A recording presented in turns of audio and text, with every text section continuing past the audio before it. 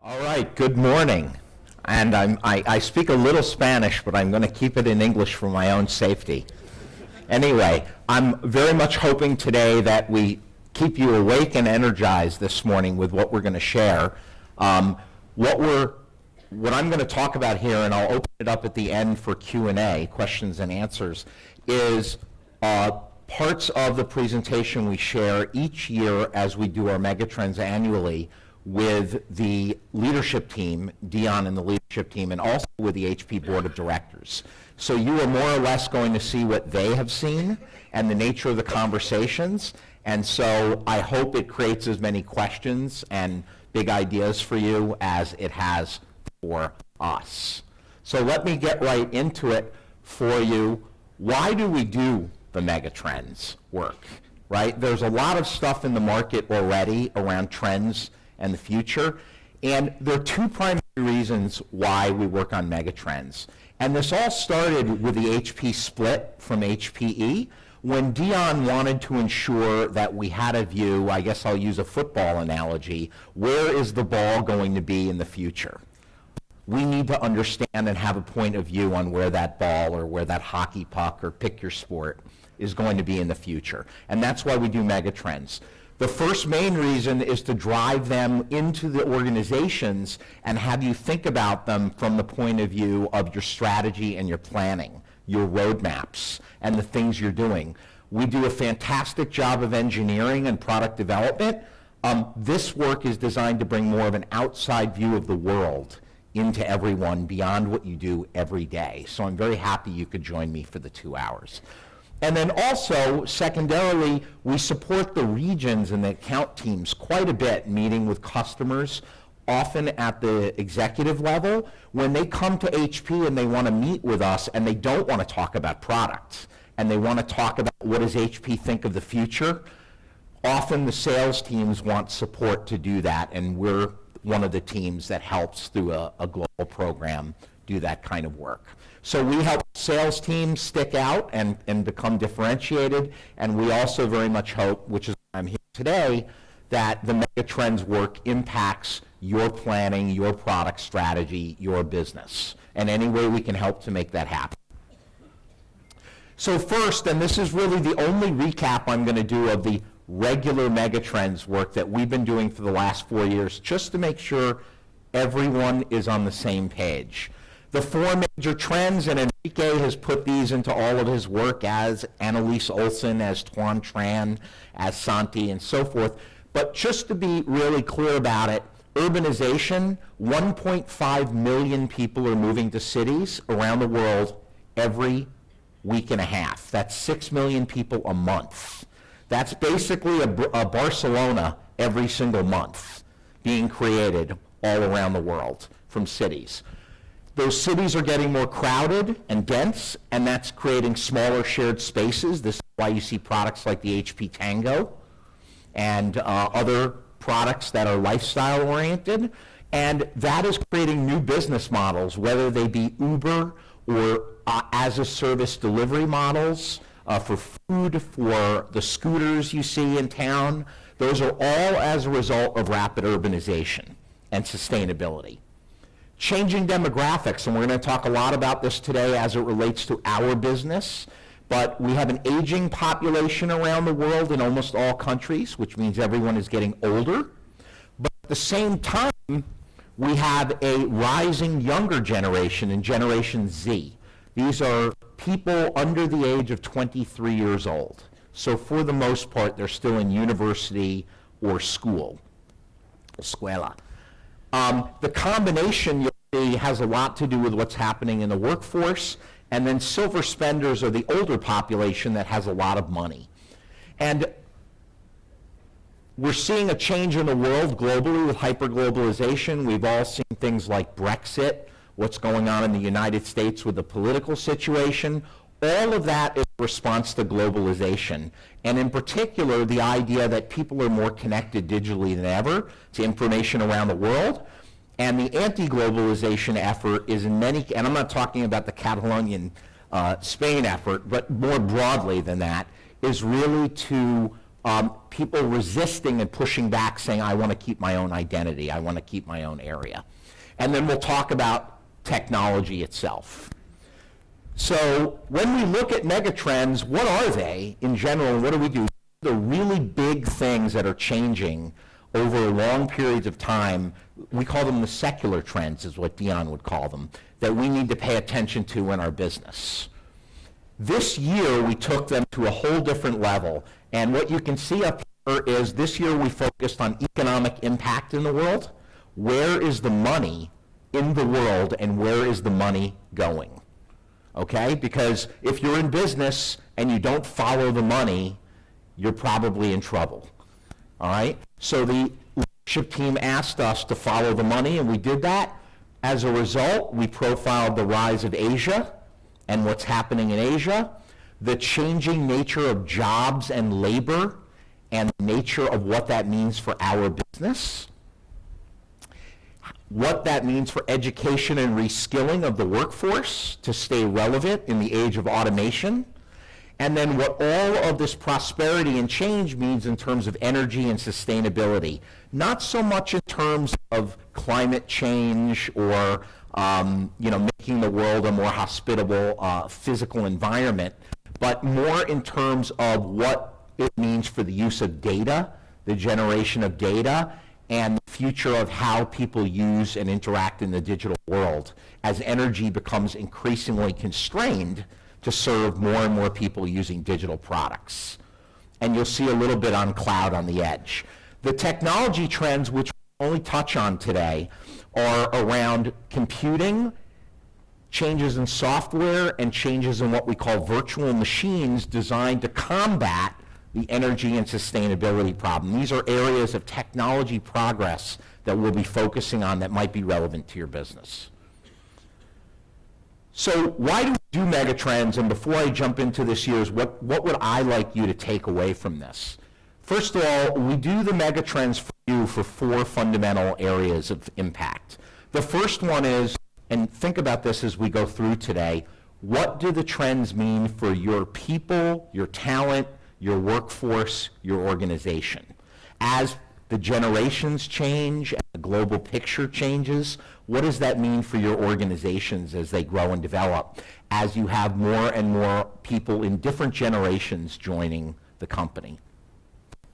What tools, processes, and operations do you need to do your business well? This is everything from chatbots to AI, machine learning, and other technologies to help you be more productive in your jobs.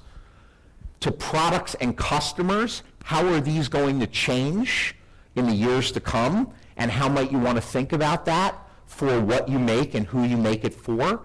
And finally, business models and go-to-market. Many of the biggest disruptions that you've all witnessed in the media and technology have not been technology disruptions over the last 10 or 15 years. They've been business model disruptions.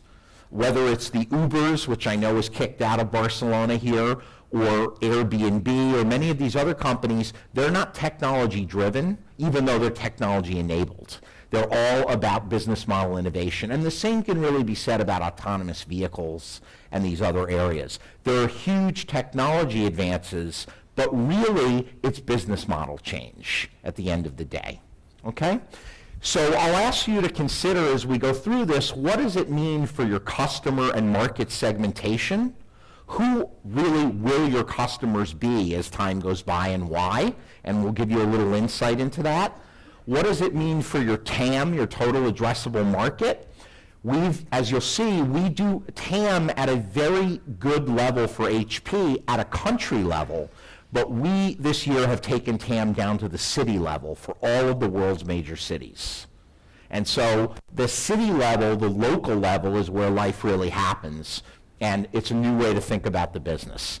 What the differences are between geographies, and then finally automation and productivity. Okay? So let's get into it, and hopefully my coffee will kick in.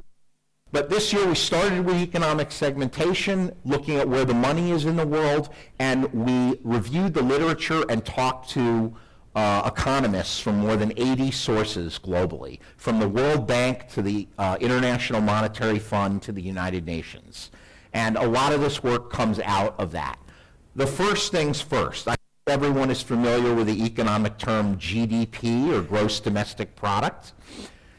It's the primary measure in the world when you turn on the news and they tell you about the economy. It's GDP they're talking about. And GDP is driven by three primary factors in the world. It's driven by consumer spending, it's driven by private spending, which means companies and businesses, and it's driven by government spending, okay? And government spending usually comes from the taxes or the tariffs that governments take out of people's pay. And so consumer disposable income and spending is the income that you take home after the government takes its taxes out of your pay. And that drives 2/3 of the world economy. Okay? It's very closely tied to businesses. So jobs produce wages, which produces income, which produces spending. And those income comes out of and is related to commercial spending. So companies will not typically spend a lot of money if people aren't, well, let me rephrase that. There's a very close correlation between income that consumers have and spend and how businesses are doing. They're very closely related. And so to look at income in consumers tells us a lot about where money is going in the world. Okay? A concept I need to get across here to everybody, because we're all used to dealing in euro and British pounds, maybe US dollars, but to look at income around the world and understand money, we have to do it in the same view, adjusted for exchange rates and adjusted for differences in cost. And economists around the world and organizations do this with what's called purchase power parity, okay? Which is how much purchasing power, if you take €3, do you have if you go to Montenegro? And they do it globally in US dollars because US dollars are the back currency that all of the world uses to exchange monies. And so everything's expressed as US dollar purchase power parity, which means equalizing all currencies around the world for what makes a difference. But as you can see here, 35,000 US dollars has the same purchase power parity as 45,000 in Iceland, or 9,000 in India. And so when you look at income and spending around the world, if you want to understand what the power of the spending is, you can't compare the same number. Because what is a certain amount of money here that makes for a good lifestyle is very different if you're moving to parts of India. And so we're going to adjust for that now. One way to think about this is The Economist magazine every year produces something called the Big Mac Index.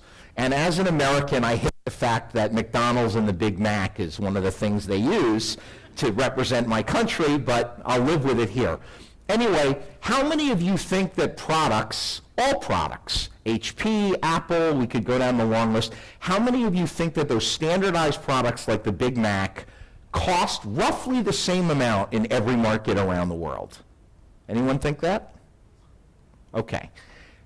And you're right, they don't. In fact, a Big Mac, which is literally the same everywhere in the world except for perhaps adding squid in Japan, or whatever the local octopus perhaps in Barcelona, this is the cost in US dollars, purchase power parity, of Big Mac, the same Big Mac, in every major country polled on Earth. So in Indonesia, it's $2.19.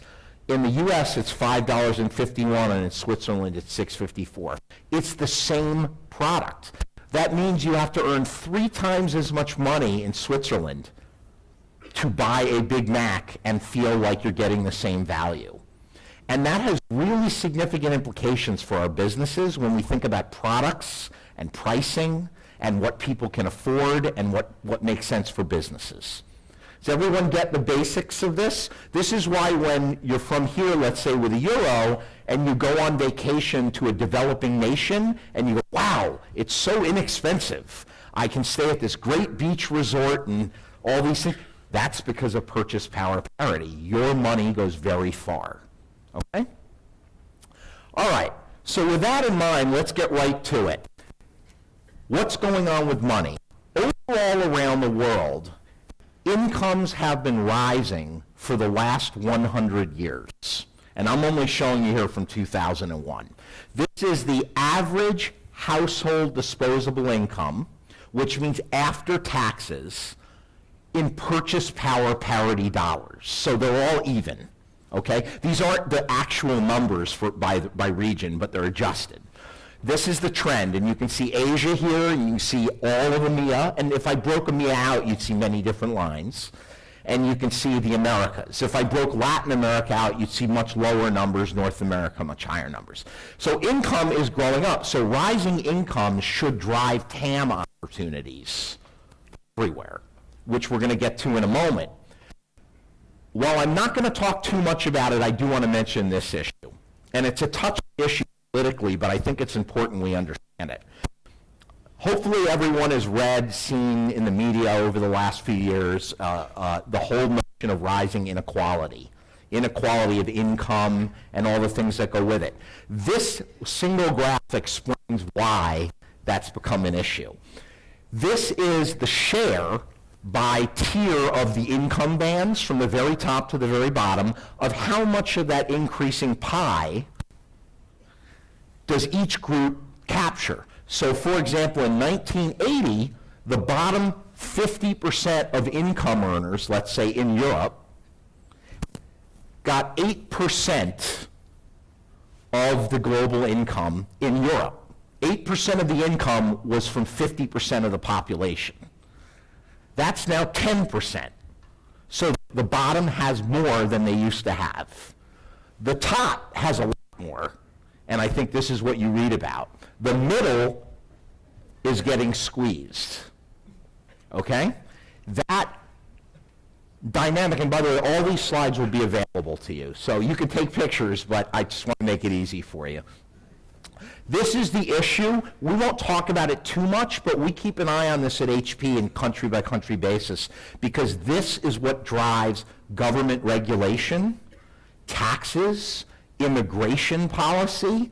When this situation gets more extreme, different things happen in the political landscape that affect business. So we keep an eye on it for that reason, not because we take a particular political or social view. Okay?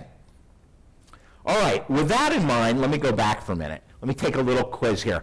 How many people think, and I know you're large format and GSB and those businesses, but I want you to think as a consumer right now. Think of HP consumer products for a minute. How many of you think around the world that HP's customers, from a market point of view, like where we start looking at customers, make, what do you think the lowest level of income is annually in what I call U.S. purchase power parity dollars? So it'll be a little bit more or less depending on where you live. Do you think it's 25 or 35,000? When I ask the region leaders what number they think this is where people start buying HP products. Does anyone want to guess? Do you think it's $30,000 a year? Anyone think it's that high or that low? Lower, higher? Lower. $20,000 a year? Lower. 15? 15? Lower? Okay. I can tell you the region will tell you 35,000. Okay? This is just an example of families in Latvia, Nigeria, and Indonesia. What you can see is their annual income in purchase power parity, and what that is in actual, if they were to exchange that for U.S. money, this is $1,400 US a year. Look at what their favorite item is. That's an HP PC. $1,400 a year. So the reason I show this to people, this is ethnographic research, is if you're in the mobile phone industry, you know that everyone in Africa uses a mobile phone. Everyone. It doesn't matter if they're a bushman on a tribe in the Kalahari Desert, they have a mobile phone, right? There's a business model for them, there's a product for them, and in fact in Africa, in Kenya, 92% of all the banking is done on mobile phones, not at banks. Okay? It's become integral to their lives. Different HP products like the PC are that way too, but we haven't yet recognized that because we don't relate to them coming from the developed world, from an income and a business model point of view. So the point of this is to show you that if you want to reach larger populations and increase the TAM, in anything, new business models and maybe new minimum viable product types are required for populations that have different economic spend. And that would be SMBs, micro businesses, as well as consumers. Okay? And this is a pretty good example. You can see the PC is the favorite item, more, quote, favorite than the mobile phone for the family here in Nigeria, Lagos, and here, and look how much they make, $2,900 a year. To put this in perspective, in the United States, officially under the US government, $16,000 a year is the poverty line in the United States. So this is 1/5 the poverty line in the United States, and they're buying computers. Okay? Gives you an idea of purchase power parity. All right? Anything surprising here for anybody? Is this like, wow, I never would have thought, or is this more intuitive to everybody? A little bit. This shocks a lot of our executives, by the way. Okay? All right, let's go a little further. So instead of going into all the income levels in the world and every level of income and all the statistics and all that crazy stuff, we made it really simple for our board of directors. We grouped everything into what we call the haves, those above a certain line, and the have-nots, those below. And essentially, it's middle class in every country, and up and below middle class, okay? Middle class and up are the haves, and below are the have-nots. So let's look at it. What you see here for major countries, and we have Spain up here, whoops, is in blue, you have the change in millions of households of how many households are entering the haves from now to 2035, okay? In the gray, you have what is the change in households for the have-nots. So the best picture you could see would be plus for blue, the haves are going up, and plus minus for have-nots, there are fewer poorer people. Okay? And what you see here, for example, is a tremendous explosion of in China, Indonesia, and India of have population, but also a decrease in the have-nots. By the way, before the recession that hit China about 5 months ago, this number was 450 million households. So it's still a big number because this is almost as many households growing in China into the haves as the entire United States household population. So these are big, big, big numbers. Okay? But you can see in Europe, Europe is relatively flat economically, not a lot of changes up or down, and that's reflective of the economies in those different countries. Okay? In the US, you can see the wealthier are getting wealthier, and there's a slight increase of lower poverty at the bottom. Okay? When we look regionally at this globally, this is what you see, 585 million households in Asia. So I want you to look at this for a second and see that Asia is bigger from the have group than every other population. So this says 4 out of 10 households in Asia Pacific in the next 10 years are going to go from poverty to having money. 4 of 10. That's a very big number. And that's going to be reflected in business spending and all the spending that goes on. And we're going to show you a little more on that. And here you can see green. Why am I showing you red here? This is Middle East Africa. The reason I'm showing you is notice how big this positive number is and how big this positive number is. This means richer and poorer. And that creates a lot of political and social unrest, which has implications for business risk, security, production, supply chain, and so on. Okay? And obviously it varies country by country. Is everyone following along on this okay? Because there's a lot of data, I don't want to overwhelm you, but I'm trying to give you sort of the general themes. A lot of money coming in Asia, and the rest of the world improving, but improving with different mixes. Okay? So let's take it down to the city level, because this year was all about cities for HP. So if we look at different countries in the world, see if I have my little pointer here, little laser pointer, what you'll see is two columns for each country, okay, like Germany, Hamburg and Essen, or Poland, Warsaw and Poznan, right?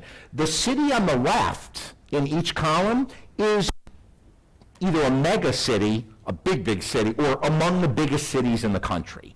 The cities on the right are the smaller regional cities.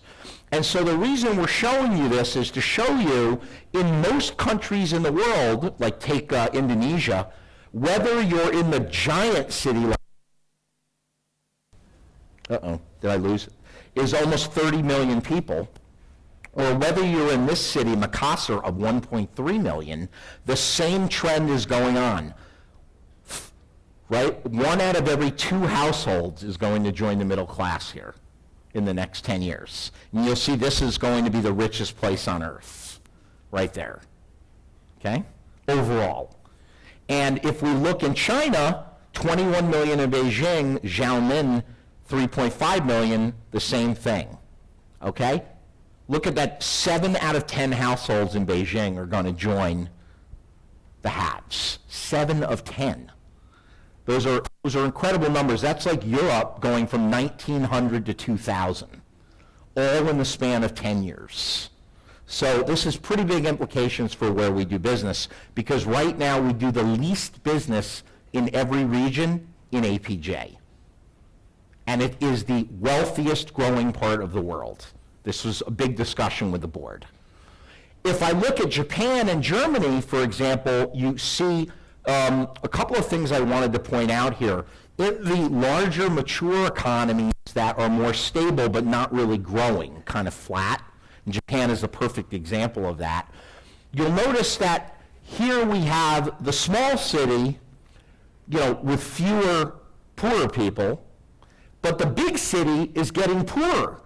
Why is that? You know, more people with money at the top, more people with less money at the bottom. And the answer there is, in these stagnant economies, mostly in Western Europe and developed Asia, okay, the poorer people, the lower income people, are moving out of the small cities and the rural areas to the biggest cities to look for jobs.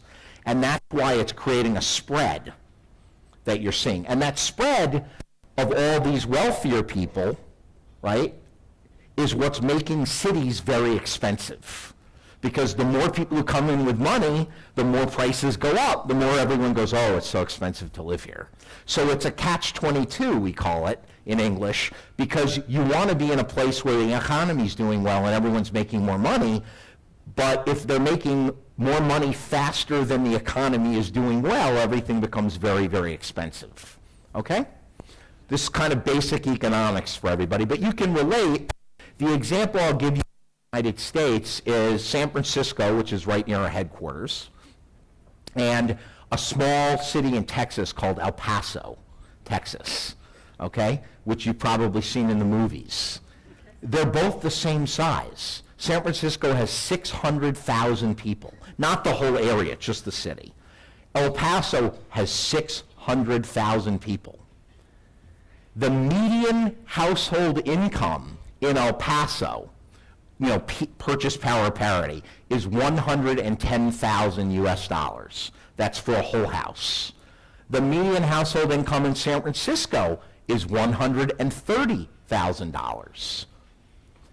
A home, like in San Cugat here, the median home price in El Paso is $150,000 for a home. Does anyone care to guess what it is in San Francisco? Take a guess. Let me hear a couple of guesses. Wow, we're all 1.6 million. Yeah. 1.6 million is the median household. That's the right in the middle. Okay? Same income, 10 times the cost for housing. That's what's going on because of these numbers. Okay? Hopefully that should help explain a few things. But look at these numbers. I really want you to think about this for your businesses. 8 million households in Beijing. Just the city of Beijing are going to join. This is more households than many countries in Europe. That's in one city, okay? That's a big deal. Okay, so going a little bit further here, let's go to the next level, which is, let's talk about cities of different sizes. You've probably seen in Enrique and other people's megatrend slides, megacities. People heard of megacities? These are cities over 10 million people. These are the world's big. Beijing, Shanghai, New York, Sao Paulo, the really, really big cities. Those are right here. And we have talked about megacities being about the future. But it turns out that when you look at where all the income and spending is going to come, and this is the incremental, $20 trillion by 2030 is going to come from small and rural areas. These are places under 1 million people, and there are more than 100,000 around the world, so this is everywhere. 23 trillion is going to come from cities over 1 million. But more of it is going to come, 15 trillion is going to come from medium and large cities than megacities. Now, why am I showing you that? Because it turns out that from a go-to-market point of view at HP, we call these tier 1 cities, and most of HP's sales efforts are targeting tier 1 cities. Very little effort targeting tier 3, 4, 5 cities. That's what these are. So this has really big implications to where the money is. And to, if those of you have heard of the go-to-market transformation, that's what this goes right into, which is where are people going to be? And it's not just in Beijing or in Paris or in London. It's in cities everywhere. And this is really significant implications for go-to-market, to mention products, which we'll get to in a minute. Does it make sense to everyone? 131 cities between 5 and 10 million, 430 cities between 1 and 5 million, and you can see the amounts of money here. So growing incomes may impact our TAM and our go-to-market beyond tier 1 cities. And in fact, when I showed this to Chip Berg, who is the chairman of the board of HP Inc., who runs Levi Strauss, the blue jean company, he said his sales organization doesn't even manage at the country level. They manage at the city level. Meaning, when they report in their dashboard, they don't say China versus India. They go city by city by city by city by city. And he has 2 cities, and Levi is obviously a big brand for clothing. He has 2 cities in China that are shortly going to be bigger in sales than all of the United States. 2 cities. That's why they do that. And that has really significant implications for us. Okay? Is that kind of sinking in for everybody? Okay. Great. And you'll get these slides. So, all right? So let's take a look by region at those very cities I showed you before on the map. In the Americas, in EMEA, and Asia. So this is 2018, and this is the average household disposable income, purchase power parity adjusted. So don't get too caught up in the actual number because it's different in every country for real.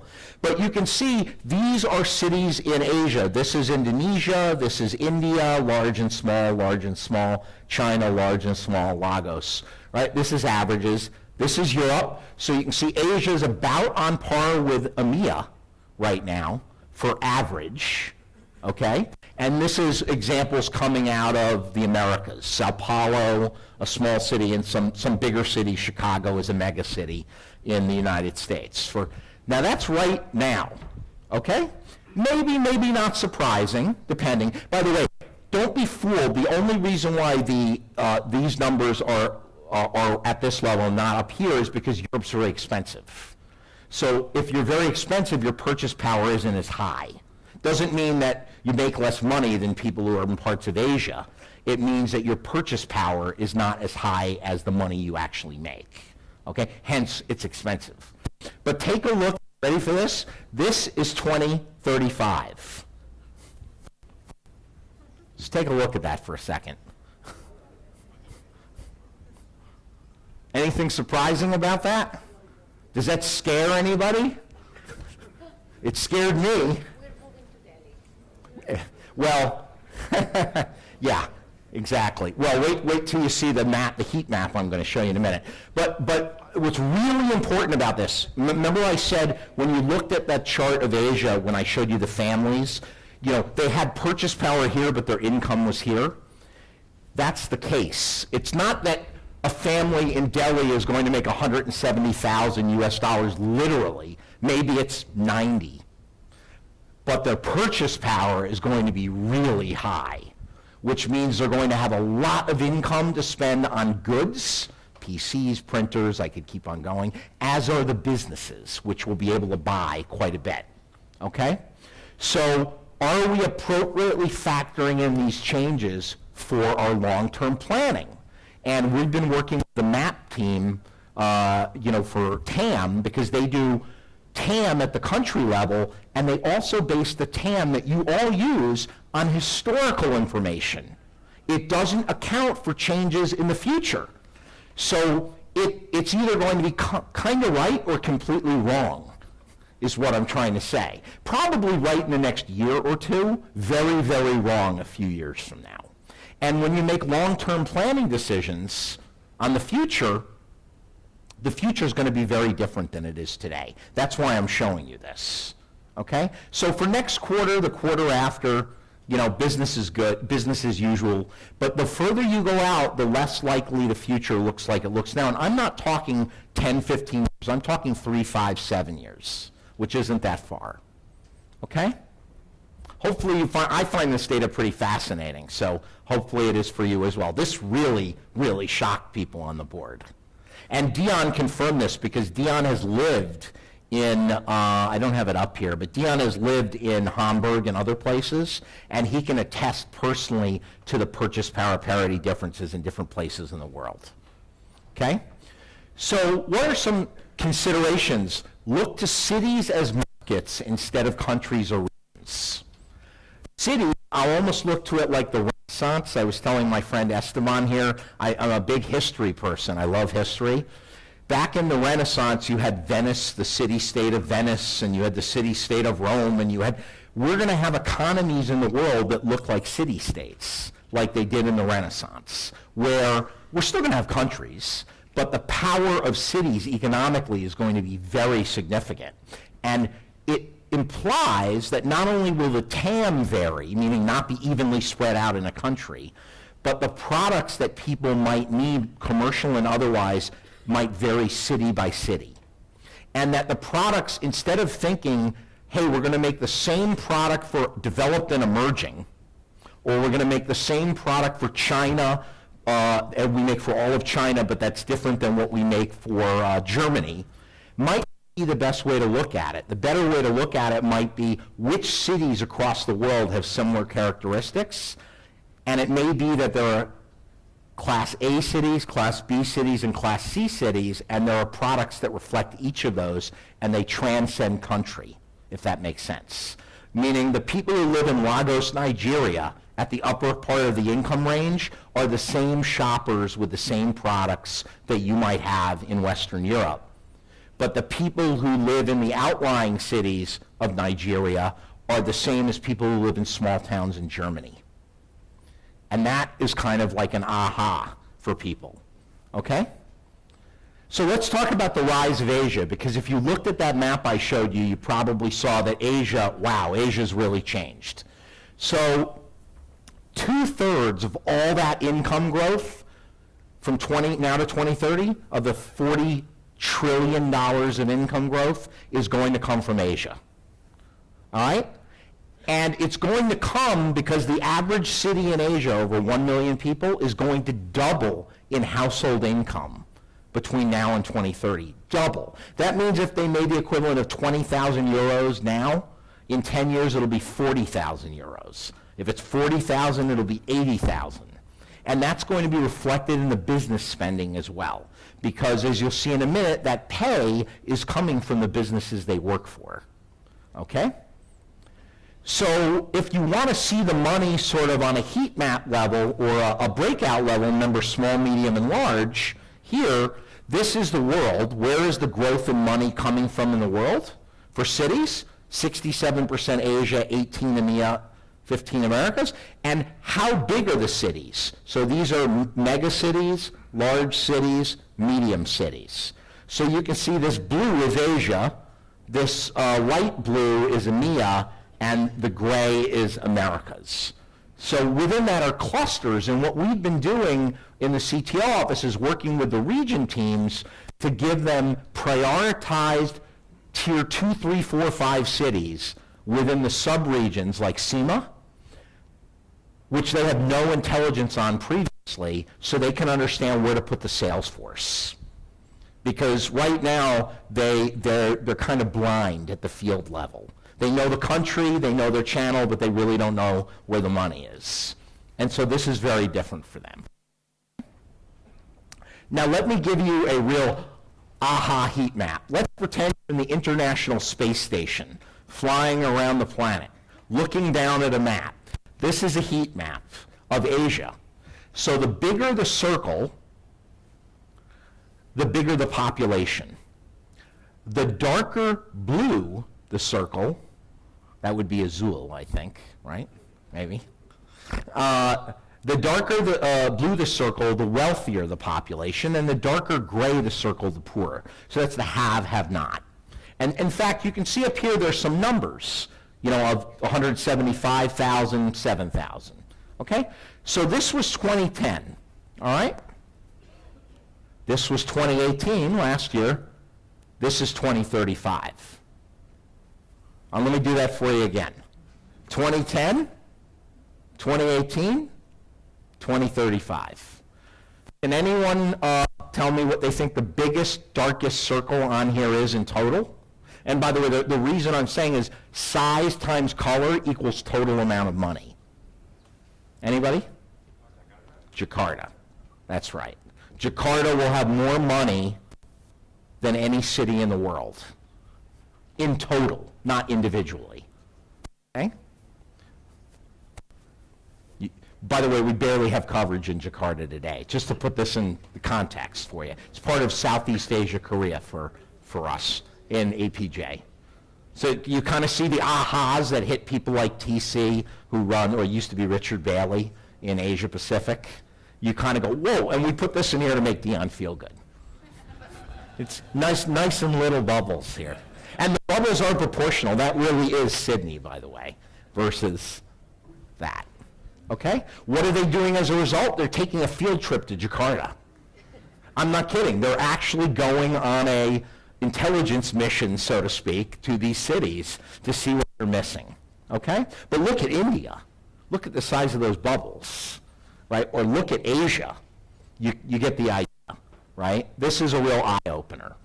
So part of this is China, but I want to emphasize it's not all China, okay? China will have the largest number of middle-class households in 2030. It'll also have the second highest number of affluent or high-income households. So there's a lot in China, but by no means is this a China-only story, which is what I wanted to show everybody. It's not as if Asia is China and nothing else. It's quite a bit of other things as well. You'll see a lot in Southeast Asia here, right? This is, I think, Saigon in Vietnam, or now Ho Chi Minh City. So you get the idea there, okay? All right, so let's move on from that to labor, jobs, and wages, just making sure we're good on time here. What I said before to you is income is coming from people's jobs. And in fact, 75% of all income in the world that people have comes from their paycheck or their job. Most people in the world, and I mean most people everywhere, have no assets at all. No savings. I don't mean a little bit in the bank. I mean no real assets. It's all their pay. So the spending comes from pay, and the pay comes out of how well businesses are doing. And we'll talk more about that in a moment. But what we have going on here is we're going to need a really significant increase in productivity, because remember the changing demographic thing I mentioned earlier? An aging population, a shrinking workforce. I'm going to show you exactly what that means for things like TCOW or RCOW expenses, for those of you who are familiar with the terms, in locations in the world, and how that should be factored in to your business's location strategies and site strategies as you're thinking and you're planning. Okay? Not just here's where I am today, I want to grow, I'm going to grow by 20% in the next 5 years, just give me 20% more people and put them here. That doesn't account for the fact of what does here mean and how much are they going to cost and where's the best place. And it's not like today, which is the point I want to make. It's going to require investment in automation and reskilling in education. So what you can see is what I shared with you earlier here. 2/3 of global GDP is driven by consumer spending. Almost all of that comes from income, and almost all income comes from salary and wages. So when people say to me, yeah, that's nice, but I sell commercial, I don't really care about consumer. I say, no. Consumer and commercial, if you want to see a heat map of where the money is, the consumer is, how many of you have heard the term canary in the coal mine? It's a term in English which means like, what is an early warning sign that something is happening? Like a dog, a dog barking at somebody coming to your door, right? Consumer is that dog barking for businesses, literally, all right? So here's the reality though. Changing demographics are going to drive a very, very large skill gap for high-skilled labor. And high-skilled labor means people with a university degree, 4-year degree, or advanced vocational training. So if you're an electrician, but you didn't go to university, but you're trained in a trade, you're a high-skilled laborer, okay? This is 560, it should say million, not billion, sorry. Or actually billion. 560 million people shortage in changing labor between the growth of the population and the change in the workforce. So the workforce will have 560 million fewer working age people by 2050, and in 2030, that's an 85 million person shortfall. To put that in perspective, everyone's familiar with Google, parent company Alphabet. That's 900 Googles. Okay? That's hiring the entire engineering population of Google times 900 is that number right there, okay, in 2030. So what does that mean?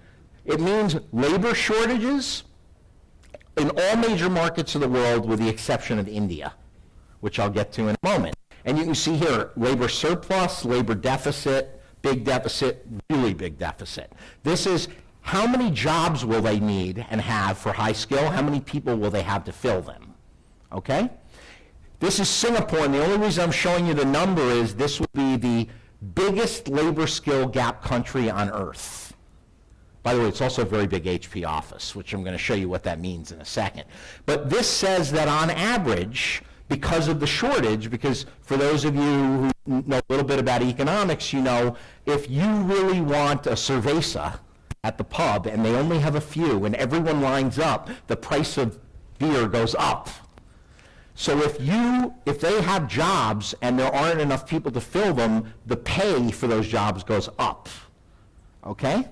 And in fact, the premium on top of inflation for the average job in Singapore will be 29,000 US dollars per person per year increase to RCOW, okay, by 2030. So if the average wage, and you're going to see, I'm going to calculate what this means in a moment. So why is this? Let's use Singapore as an example for us. Everyone see these lines? Okay. This line here is total population of Singapore. So here we are in 2020, and this is 2030. This line here is gross domestic product. That's economic growth. And this line here is the working age population. Okay? So what you can see is the gap between the population and the working age population is growing bigger, and so what you see is today there's a gap of 265,000 high-skilled laborers in Singapore. That's going to grow to 1.1 million. That's 1/6 of the entire country, okay? Of the entire country. So what does that mean? So let me give you an example. TCAL, everyone knows what TCAL is, hopefully. RCOW, TCAL, cost of labor, right? For every 100 employees, and I made up a number here to be fair, average salary, wages, benefits all in is 80,000 US dollars purchase power parity. That's $8 million for 100 employees in RCal. Add 29,000 for the premium, and now you've increased TCAL from 8 to 2.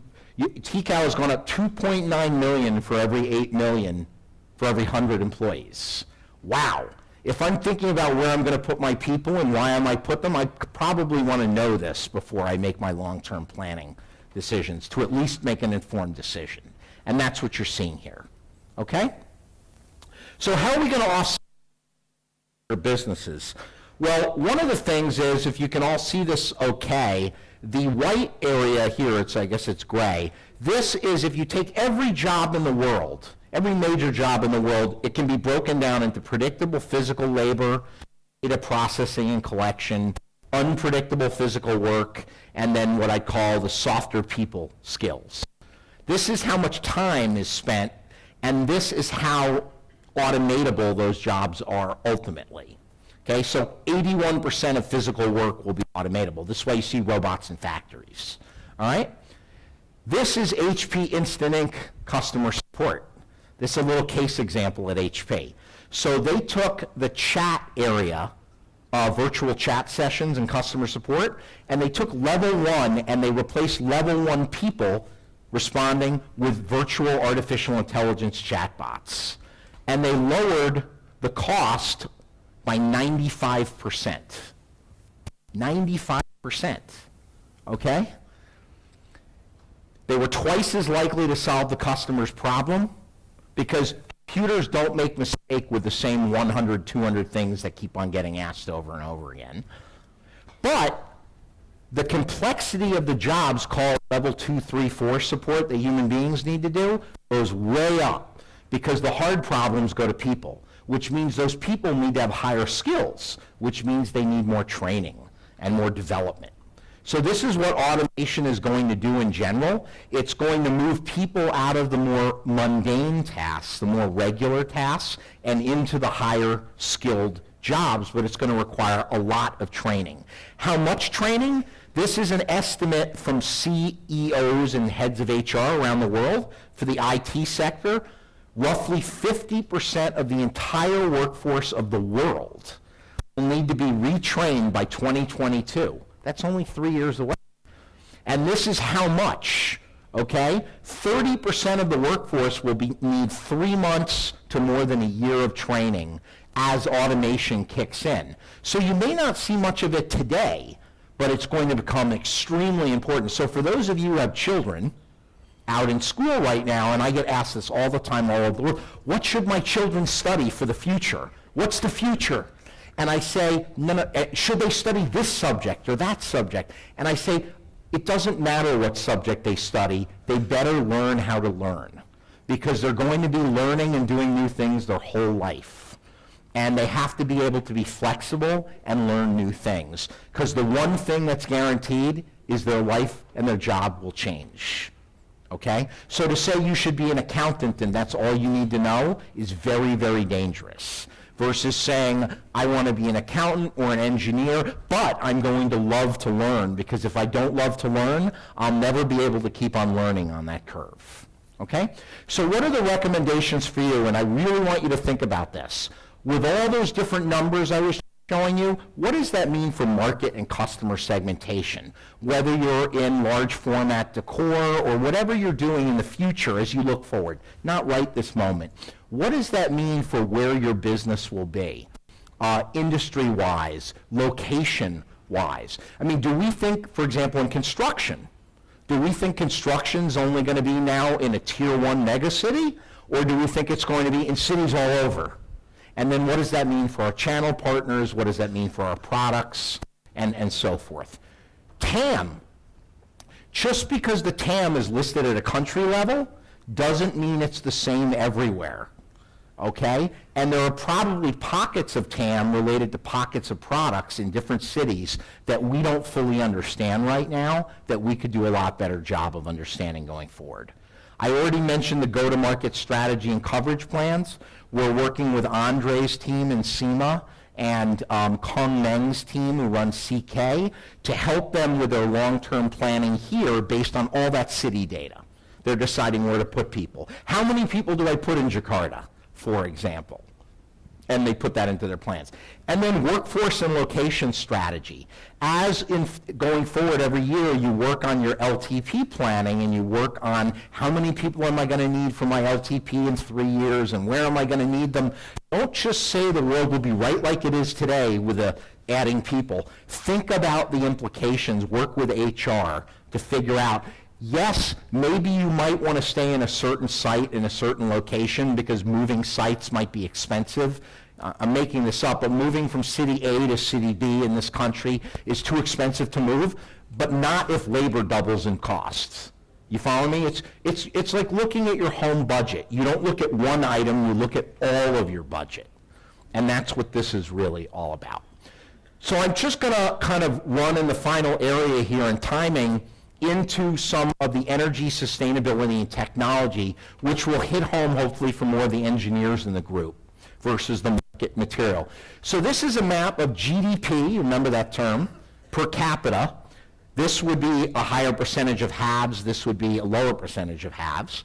And this is energy use in tons of oil per capita, per person, to produce the energy required for their consumption annually.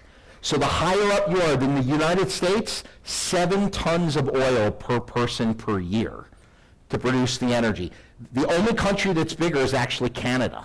Canada consumes more energy per person than the United States. So at least we know we have that on the Canadians in the United States. We don't have much on them, but at least I know I have an advantage there. I'm dying to know what that country is right there. I haven't been able to figure it out. But these are the big growing countries I mentioned, and I can guarantee you as they get wealthier and wealthier, they're going to go up to the right.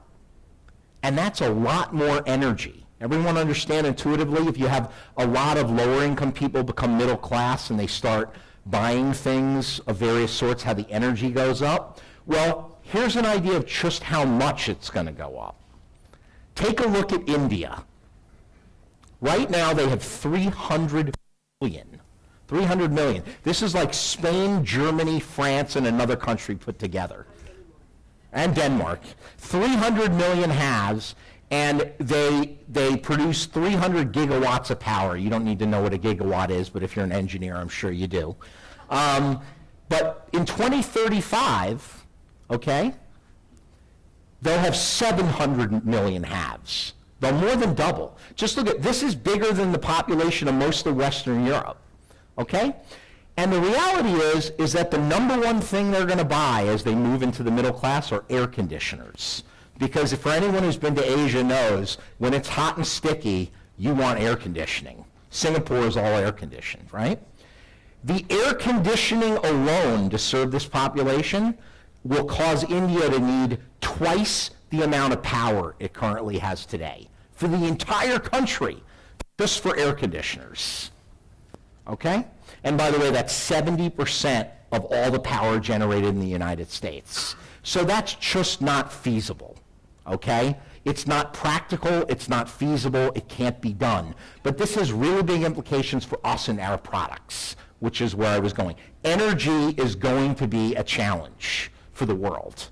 And you may even see governments legislate sustainability and energy requirements.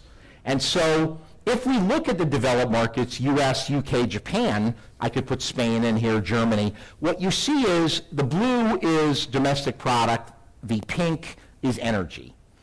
The developed countries who have largely been pushing manufacturing to Asia, emerging, they've gotten very good at growing without using more relative energy.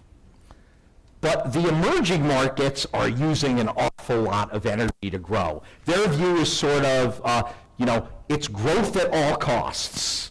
And so they're building coal plants and whatever they need because their population says, give me the energy I need or you're not going to be in political power, right? You either serve my needs or we get new politicians, right? So this is a big deal, but none of it's focused on efficiency. So we're going to get to this in a minute because this brings us to the notion of cloud. When I say compute or computing, how many of you think that means only personal systems versus personal systems, 3D, and printing? Anybody? Are you brave enough to? Okay. when we say computing, we don't mean PCs. We mean HP is in the edge computing business. We make devices that use computers that sit in the environment. That's an edge computer, okay? And the cloud is going to change, and the edge is going to change. So this is bandwidth. Everyone here familiar with the notion of 5G? 5G? Okay. So take a look at this. This is the amount of data in light blue, a data explosion as a result of a growing population and growing connected devices doing things like machine learning. Okay? By 2025, there'll be 35 times too much data at the edge to move over the bandwidth, even with 5G. The data is trapped at the edge. So we believe strongly that cloud computing will in many ways move back to the edge. And I'm going to show you more on that in a minute. If those of you who are more market-centric, you say, no, they'll just build more bandwidth. Telefonica, more bandwidth, and the data will go. To build that bandwidth, this is the global GDP of the entire world, $81 trillion, $92 trillion to build the bandwidth required to move that data. So the data is not moving, okay? This is a friend of mine who founded Amazon Web Services. Hopefully everyone's heard of Amazon Web Services, AWS. So they own about 50 or 60% of the cloud in the world now. It would take 26 years to move an exabyte of data over the network to the cloud. So what does Amazon Cloud Services, Web Services do when they do a deal with IBM or HP? Well, probably not IBM, but any number of companies, and they want to move their legacy data to the cloud? They send them semi-trailer trucks, and they load the disks on the trucks. That's what they do. This is called the Amazon Snowball product. They literally send physically moved data because it simply can't go over the web, over the network. And they know this. And why is that so important? You all saw the Boeing crash recently. You know what's going on with Boeing. It's a great example of big data in a system and software going crazy. Well, this is a Pratt & Whitney jet engine, okay? And that engine, like our 3D printers, for example, has 5,000 sensors producing 10 gigabytes of data per second from the machine, just so that it can manage fuel efficiency and noise, okay? It would take 25 minutes to move the data from this fleet of engines to the cloud for every 100 petabytes. So remember that graph I showed you right here? See this here? 2025, not very long from now. It would take 4.2 million years to move that data over the network. Or, if you wanted to be industrious like Amazon, 1.6 million trucks of data, okay? So for anyone who thinks we're going to build more bandwidth and it's all going to the cloud, it's just not possible, all right? So this is the world we've largely come to know over the last 10 to 15 years. Here's the cloud. Here are these edge devices. There's a HP web press, 3D printer, Amazon Alexa, laptop, Tesla car, these are embedded devices right here. We know the era of smart devices is upon us, and we know that it started largely with embedded devices being connected to the cloud. And then machine learning running up in the cloud, sending the information back to the edge. But if I'm a Tesla automobile or truck, and I see someone walking across the road with an umbrella in the rain, I don't want to tweet the cloud to figure out whether I can run them over or not. I want to make sure I know right then and there, if I'm running a 3D press or a big web press, I can't go to the cloud with that data to adjust the press on the fly. I have to do that all locally, machine learning in the edge. So this is what's happening. Amazon and Microsoft know this. Remember, I showed you the truck. And they are moving their cloud into the edge. They're going into the edge compute business. They are partnering to bring their cloud into what I call micro data centers in the building that run at the edge, okay? And an explosion. And we are in the process of develop a strategy to deal with that because we're one of the world's #1 edge companies, but we don't yet have a unified strategy of how to deal with the cloud. And there are lots of TAM opportunities for HP in printing and personal systems around turning our devices into more robust edge cloud machines. For example, I'm not making the suggestion, I'll give you an illustration. For a GSB-based machine in a factory, it's possible it might become a cloud-based working system for the factory environment, because it needs to be for its own operation in the future to come. It won't be able to go to the cloud. And this is where things like PrintOS and other systems that we live. Okay? So hopefully make sense to everybody. The big thing is, for those of you who have satellite TV, cable TV, how many of you actually pay for your dish or your set-top box on your television versus it being bundled into your subscription? Is that the norm in Europe, sort of bundled in like a phone? Great. Shifting value and profit pools to device-enabled services. Why do we have to move contractual and ultimately into solutions and services? Because the other companies from other industries will try to take all the profit out of the hardware, like all the profit. And in order to do that, you have to capture the value from the total experience, the total value. Does it make sense to everybody? Okay. So here's an example for those of you in 3D. Turns out that 1/3 of all energy use in the world is from manufacturing. 1/3. So when Dion talks about the $12 trillion manufacturing industry, that's 1/3 of the world's energy use. All right? It turns out that if we were able to do additive manufacturing from design to manufacturing to use, all the way through the life cycle, that potentially we could save 27% of the world's energy in total. And if, for a real example of this is the aerospace industry, airlines. Every 1 pound of weight reduced from that aircraft, that Airbus you fly when you fly wherever you go in Europe, saves, well, maybe 160 kilograms and about 200 kilograms of carbon monoxide or carbon dioxide annually. So there is real economic savings to doing things with better energy footprints. And we're looking at value propositions, and you should be looking, that might take advantage of that. Here's a little example in 3D, probably won't be unknown to those of you in 3D, but obviously you can produce more efficient things, but the value really comes in outcomes in the industry, not so much in costs going here. So this is moving from cost to value, which is a big part of going into the solution business. So what does this mean for business in general? It means shifting pools to products and services. You should be looking at energy efficiency as much as possible in products, because even if it might not be absolutely required today, it's going in the not too distant future. And evaluating the energy of our footprints on products and so forth. And you can see the recommendations is we believe that we can expand the TAM at HP for the company, both in printing and personal systems. If we look at new categories of edge analytics devices, what if our systems that are running machine learning at the edge in our printers were running it for other systems in the office environment or in the factory environment, for example? And we're quantifying that energy saving in 3D right now with Michelle Bachman and Christoph around how much energy value might the automotive industry have if we can produce lighter weight auto parts, as an example. What's that worth to Volkswagen, Porsche, Audi, BMW? So I'll wrap up with some of the technology trends I covered, how the cloud is moving to the edge.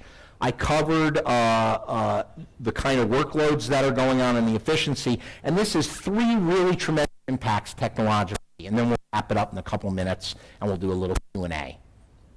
First and foremost, everyone's familiar with CPUs, I hope, even the non-engineers.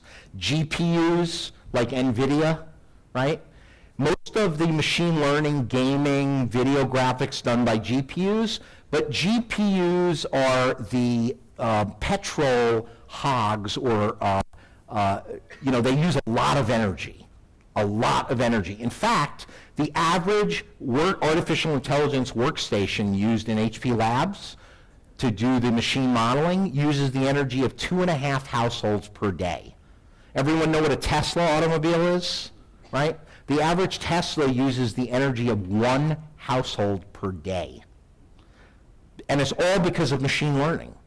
So that's because of GPUs. So there's a whole new class of silicon chips being created, machine learning accelerators. You're seeing Google make chips. Amazon is now in the chip business. How many people really knew that, right? Because they see what this means. And we're doing some stuff in HP Labs around this, because what's going to happen is computing needs to get 1,000 times more energy efficient to do all of that edge computing with the energy that's available. And there are different ways to look at that. And this is machine learning in action and the nature of how it works. There are new products, and our 3D systems are going to need, with all those nozzles shooting out all those agents, same in our GSB systems, and you want to control quality on the fly, that's increasingly a machine learning problem. You're not going to be able to sit there and write code to fix every problem in the endless complexity. And that brings up this issue, software. How many software or software knowledgeable people do we have in the audience? Anybody? A few? Okay, great. So you know, for the last 50 years, whether it was punch cards or DOS or writing code or C++ or whatever, you had to write a line of code with every single instruction in firmware that you wanted the printer to do. You want the printer to grab the paper to be pulled in, the pressure, everything is an instruction. But the systems are getting so complex that it's simply not going to be possible for a software engineer to write the code and actually keep up with the complexity. And you know that in software, 90% of effort is spent debugging because of all the unintended consequences. So along with John Brewster, we identified what's called in the industry Software 2.0. And some of you might be familiar with this, but Software 2.0 is the era we're going into now. Tesla is a Software 2.0 company. At Tesla, the engineers who download software to the vehicle when it's parked at your home, connected, every Saturday or Sunday, software gets downloaded to the Tesla. That's not code written by engineers. That's artificial intelligence models, machine learning models. The software engineers are going to curate the data, and the models are going to be sitting in the machines, figuring out how to infer action from the activity. That is a different job than the traditional software developer, and a whole different kind of engineering. And that is reduced complexity, lower cost, faster time to market. No one can take apart your machine and reverse engineer your software. But neither can you, because you won't know how the actual machine learning model is working in your own machine. You'll only know if it's working and how well it's working. You won't actually know why. And this is why people are scared of artificial intelligence. Because the machine, think about like you're playing chess versus a computer. The computer, no one sat there and programmed the computer for every move it was making in chess. But it taught the computer how to learn chess moves, and that's one dimension, only so many pieces. Now this is everything, right? And that's what Software 2.0 is about. So we need to think of new ways to do engineering, and this is going to be a big part of the affinity groups for technology. And then finally, from my friend Chandrakant Patel, our chief engineer, comes virtual machines or digital twins, okay? If a Software 2.0 model is curating all the data that the machine is capturing and running models up offline and then downloading models into the machine, which is what a Tesla self-driving car does, by the way. It updates itself with a better and better model, collected from all the data from all the cars in the fleet, and then the model gets sent out, and it does better and better, right? Is before you even put those machines in the factory, in the PSP, in the print service provider, as new factories get built in the modern factory age, we're going to need to model how those machines, specifically in 3D, how they work, how they're optimized, and how they fit the workflow. You don't want to do that when the machines are actually on the floor. You want to do that as part of the sales process and the R&D process before you even make the machine and sell the machine. And that's what virtual machines are, simulating and predicting the product before you ever actually construct it. And that is a software 2.0 activity. And that will be a big project in the future in HP Labs for everybody. Okay? And this is a 3D printer, and you can see whether it's the fusion heaters or the temperature sensors, there are so many variables, thousands and thousands of variables going on. There's no way software engineers are going to be able to write the code to keep up with all those variables. It's going to have to be machine learning to solve the quality issues and so forth. So when we look at how we turn all of this into action, we say, think about the themes, think about how you look at your products and your customers, think about your business models when you're thinking about the future, look at the mega trends as data inputs, customer market insights, global insights to inform your planning, and think ahead. If you were driving a car, if you were going to go on a trip in an automobile from Barcelona to Rome, Italy, you probably would look at your GPS or your map before you went out for the drive. You wouldn't necessarily just get in your car and go, never thinking about anything. When you're doing your business planning and your LTP planning, you know your automobile, you know your business, but you probably want to step back and look at the map. And megatrends are, in essence, a look at the map of the world you may encounter as you plan your trip down that road. So with that, there are many things you can do. I won't go through them all, but we have a lot of sources for you that I'll leave with you that you can take training, you can use videos, you can get learnings, you can talk to our ambassadors in Megatrends, and I'll open it up for Q&A for everyone. Thank you for your time.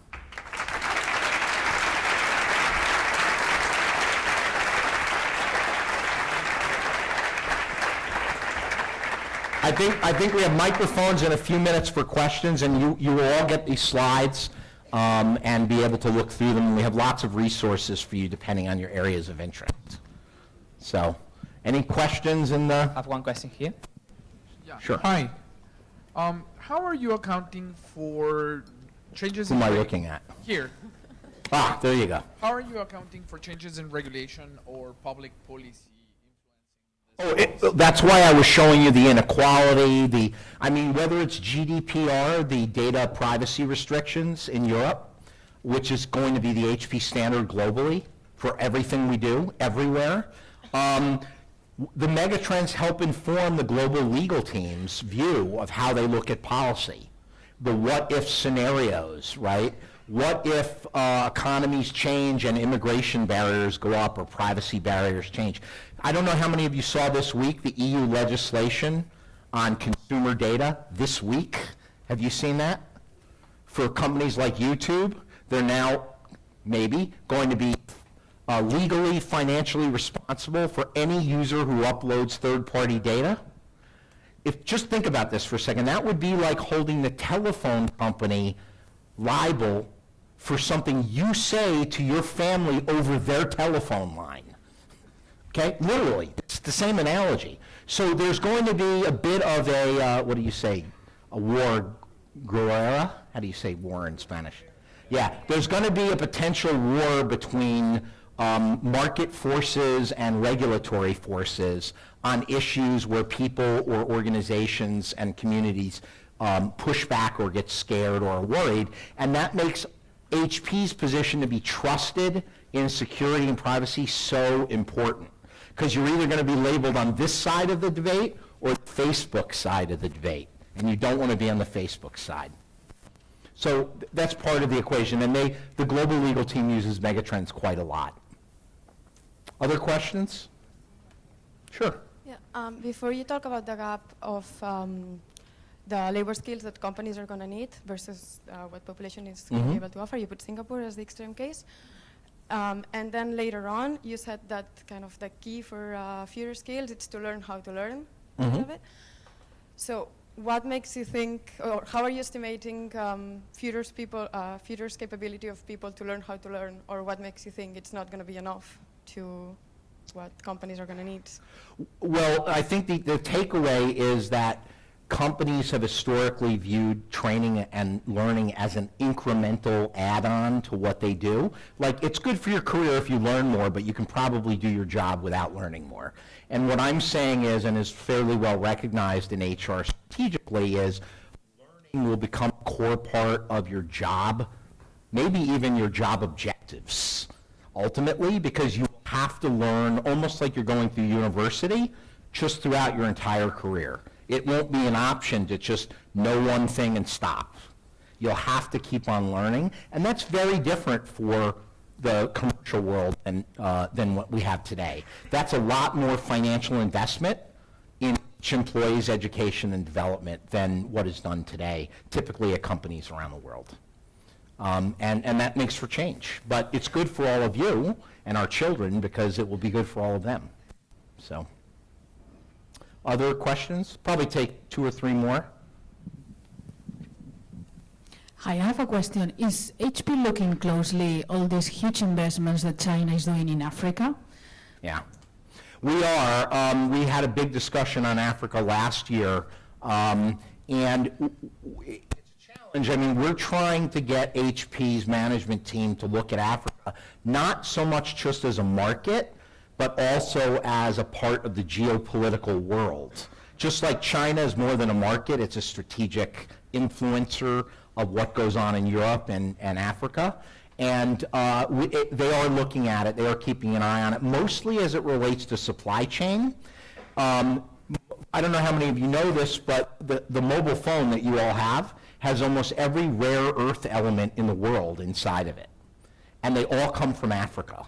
And most of the mines where those minerals come from are owned by the Chinese.